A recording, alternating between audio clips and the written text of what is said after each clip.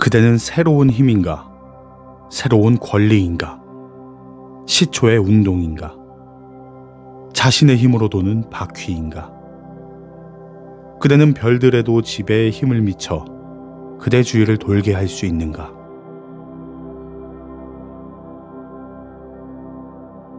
창업자에게 가장 필요한 것은 스스로 돌아가는 바퀴가 되어 주위 사람들을 휘몰아치듯 이끌고 가는 통솔력이다.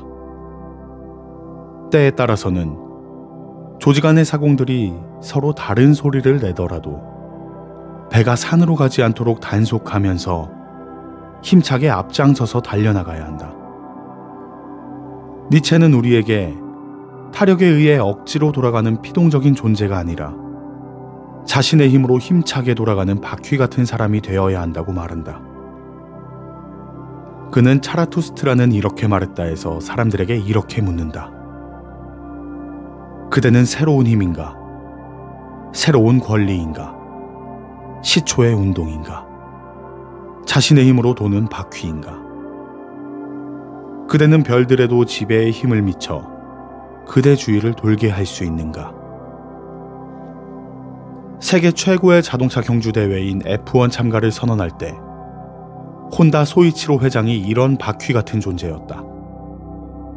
40세 때 지금의 혼다 자동차의 모체가 되는 혼다 기술연구소를 설립한 혼다 회장은 1948년에 오토바이를 생산하고 1963년에 자동차 시장에 뛰어들었다. 젊어서부터 모터스포츠에 열광했던 혼다 회장은 첫 자동차를 내놓기도 전인 1962년에 장차 혼다 자동차로 F1에 출전하겠다고 깜짝 선언을 했다. 혼다라는 브랜드를 단 자동차가 나오지도 않았는데 세계 최고 명품 자동차들이 겨루는 F1에 나간다고 발표하다니 사람들은 그의 돈키호테 같은 발상에 코웃음을 쳤다. 하지만 혼다 회장의 생각은 달랐다. 그는 세계 자동차 시장에서 성공하려면 F1 같은 무대에서 최고로 평가받아야 한다고 생각했고 그런 신념으로 이에 걸맞은 전문 인력들을 끌어모았다. 어려운 상황에도 혼다 회장은 반드시 성공할 수 있다는 믿음을 갖고 동경의 화살을 계속 쏘아 올렸으니 그를 따르는 직원들은 거침없이 돌진하는 바퀴로 인해 무척이나 힘들었을 것이다. 그 뒤로 어찌어찌해서 대회 출전을 감행했지만 참가 첫 해 레이스에서 모두 중도 탈락하는 등 참담한 실패가 이어졌다. 그럼에도 불구하고 바퀴는 계속 돌고 또 돌았다. 결론을 말하자면 혼다 자동차는 바로 다음 해인 1965년 멕시코 그랑프리 대회에서 우승을 차지하며 세계를 놀라게 했다. 이후 혼다 엔진은 수십 번의 레이스에서 우승을 거두며 그 기술력을 인정받게 된다. 현대인들은 고민이나 불안에 발이 묶여 한 발짝도 나아가지 못하는 경우가 너무도 많다. 현실의 장애에 너무도 깊이 빠져서 발걸음을 옮기는 일조차 힘겨워하는 이들에게 혼다 회장처럼 도전을 두려워하지 않았던 이들이 던지는 메시지는 이런저런 구실이나 변명을 대지 말고 어쨌든 해보면 반드시 현실은 움직인다는 것이다. 변명하며 꿈을 대는 인생에 미래는 없다. 인생의 성공이란 어쨌든 목표를 향해 두려움 없이 도전하는 사람들의 것이고 이런 사람들이 바로 니체가 말하는 차라투스트라다.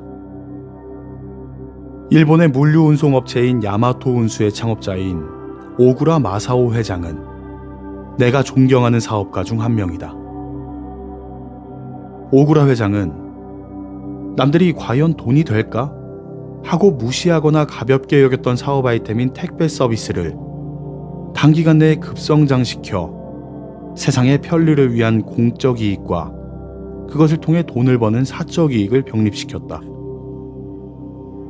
야마토 운수는 원래 도쿄 일대에서 미스코시 백화점 등의 상품을 운송해주는 근거리 전기화물 사업에 중점을 두고 있었다.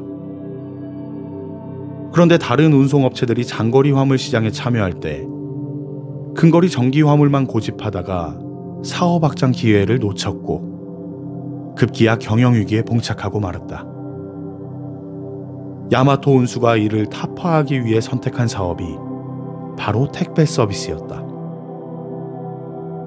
각고의 노력 끝에 야마토 운수는 택배라는 개념을 생활 속에 정착시켰고 국민들의 생활이 엄청나게 달라지게 되었다.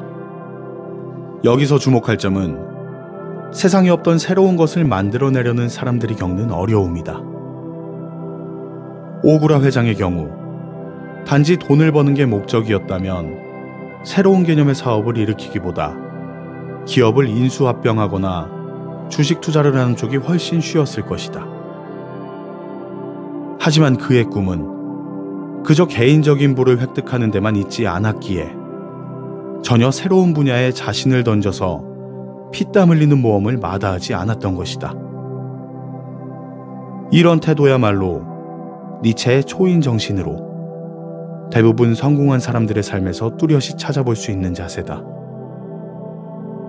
선두에서 달리면 손해다. 앞서 달리는 사람은 훌륭하지만 결국엔 실패하는 경우가 많다. 두 번째, 세 번째로 들어가면 에너지 효율이 높아서 오히려 더 좋다. 이런 말은 용감하지는 않지만 일리가 있는 이야기다. 실제로 오구라 회장이 개척해놓은 택배 서비스의 길을 그대로 뒤따라가서 성공한 회사들도 여럿 있다. 하지만 이런 태도는 니체의 초인 정신과는 거리가 있다.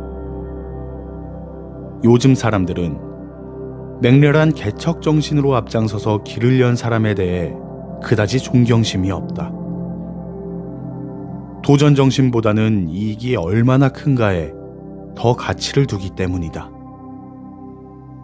그러나 이처럼 사업체가 아니란 태도로 일관했다가는 아예 정체의 나락으로 굴러 떨어져 버릴 수도 있다. 대표적인 기업으로 소니가 있다. 한때 전 세계 전자제품 시장을 호령하며 한 시대를 풍미했던 소니는 지금 중병에 걸리고 말았다. 소니가 세계를 장악했을 때는 항상 새로운 것, 그때까지 세상에 없던 최첨단의 기술을 가진 제품을 내놓았었다. 그러다 실적이 떨어지기 시작하고 기세가 꺾이면서 모험을 마다않던 개척 정신이 점차 시들기 시작했다. 결국 현실에 안주하며 현상 유지에 급급해야 하는 사이 소니는 거의 모든 분야에서 후발 기업들에게 뒤지고 말았다. 잭 웰치는 제너럴 일렉트릭사를 세계 최고 기업으로 성장시킨 사람이다. 그는 항상 기업인은 변화에 민감해야 하고 과거의 성공에 안주하지 않는 태도가 중요하다고 강조했다. 이 말에는 니체의 사상이 함축되어 있다. 니체 철학을 비즈니스의 신이라는 사람의 입을 통해 다시 들을 수 있다는 사실에 놀랄 따름이다.